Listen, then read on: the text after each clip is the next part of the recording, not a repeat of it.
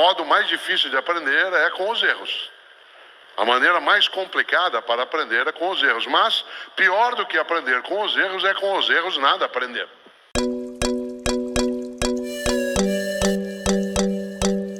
Gosto demais de um dos maiores autores da língua portuguesa, Fernando Pessoa. E Fernando Pessoa, que tinha vários heterônimos, vários outros Fernando Pessoa feitos por ele mesmo de outro modo.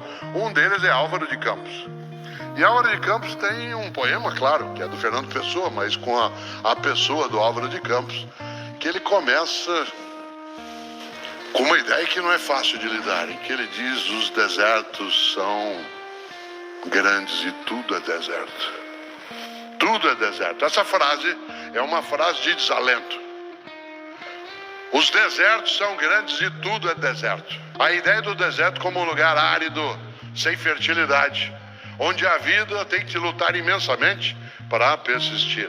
Mas nesse poema, grandes são os desertos e tudo é deserto. Esse desalento se instala dentro de umas frases que o Álvaro de Campos, Fernando Pessoa, coloca, que sempre me intrigaram muito. E uma delas para mim sempre foi assustadora. Todas as vezes que eu parei para pensar como é que eu ganho a vida, e aí no duplo sentido de novo, ganhar a vida como sustento e ganhar a vida como condição de dignidade, de decência, de identidade. Eu me lembro que nesse poema ele traz uma expressão que é: comprem chocolates à criança a quem sucedi por erro. Olha que expressão difícil de lidar. Quando ele, lamentando, diz: comprem chocolates a criança a quem sucedi por erro. Essa expressão, sucedi por erro, é um indicador de arrependimento. Em outras palavras, comprem chocolates para a criança que eu fui e que eu agora, como adulto, acabei por erro sucedendo desse modo como sou. Uma das coisas mais importantes da vida humana é que nós somos capazes de nos arrepender. O arrependimento, ele pode servir de ensinamento, como ele pode servir de aterramento. Evidentemente, como eu digo sempre, o modo mais difícil de aprender é com os erros. A maneira mais complicada para aprender é com os erros. Mas pior do que aprender com os erros é com os erros nada aprender. E uma das coisas que, sem dúvida, o arrependimento pode trazer é a possibilidade da pessoa, quando olha o caminho que fez e que eventualmente não queria que fosse desse modo, de corrigir a rota, de reinventar, de recriar. E é claro que nessa hora, uma das dificuldades é supor, mas não dá mais tempo. Tudo é deserto. Claro que não. Sem simular aqui um auto-engano, sem aqui fingir que as coisas sempre elas darão certo se eu assim desejar, nós não temos essa capacidade toda. Não basta que eu queira para que as coisas aconteçam, embora não querer seja uma garantia forte de que não virá. Ainda assim, o querer, o desejo, o empenho, ele é uma parte da garantia do êxito, mas não é de maneira alguma toda a garantia. Nós temos circunstâncias, nós temos ocasiões que nos atropelam em relação às coisas que desejamos fazer. Muitas vezes você, ao perder uma atividade, um caminho, uma rota, um trabalho, você passa um tempo buscando criar qual será o caminho que terá. E num determinado momento parece que de fato tudo é deserto. Mas o mais interessante é que se pode de fato aprender com aquilo que nem sempre foi exitoso e ao mesmo tempo superar, ir buscar, ir atrás. Mas isso coloca uma exigência. A exigência de se ter clareza do que é que se entende como o caminho que se queira seguir e, acima de tudo, onde é que se quer chegar. Eu gosto muito de uma expressão que aparece numa das obras da literatura que eu mais cito.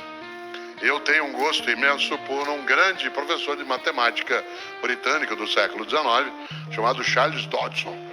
Charles Dodson, ele era professor de matemática, de lógica, era mágico, fazia apresentações de magia de propósito, era colega de vários e vários aqui que somos professores, mas ele dedicou uma parte da vida dele à literatura. E o Charles Dodson escreveu livros maravilhosos. E você o conhece provavelmente muito mais pelo pseudônimo dele do que pelo nome dele de batismo. porque Charles Dodgson adotou o nome de Lewis Carroll e por isso escreveu o livro Alice no País das Maravilhas, Alice atrás do espelho. E vocês se lembram, e eu sempre que posso trago isso à tona, que Alice no País das Maravilhas, que é um livro de filosofia, é um livro de lógica. Ele não é um livro infantil, ele é um livro para crianças. Mas ele não é um livro infantil, o conteúdo dele é absolutamente adulto. Haja vista, né, como eu gosto de citar, o filme Matrix, é inspirado exatamente naquela ideia. Isto é, qual realidade você deseja? Aquela que te simula, engana, aquela que é simulacro, que é fingimento, em que tudo parece o que não é, ou uma vida que você vai ter de enfrentar, lidar, buscar. Nesse sentido, é claro que a opção feita, né, no filme Matrix, no primeiro deles, é exatamente encontrar um caminho que, mesmo que árido, complicado, te permitirá atravessar o deserto sabendo que é deserto, no lugar de fingir que não é, ou no lugar de esquecer ou de alienar-se em relação àquilo. O mais gostoso dessa ideia é que vocês se lembram que no livro Alice encontra vários personagens e tudo ali é maluco. Tudo ali é maluco. As coisas acontecem numa ordem travada, as coisas você tem o tempo todo alguém que está para lá e para cá, dizendo eu tô atrasado, e vai para essa gente em vários momentos. E num determinado tempo, ela encontra, em 3 ou 4 situações, um gato. Lembra do gato? Eu coloco isso que eu vou dizer agora no livro chamado Não Se Desespere.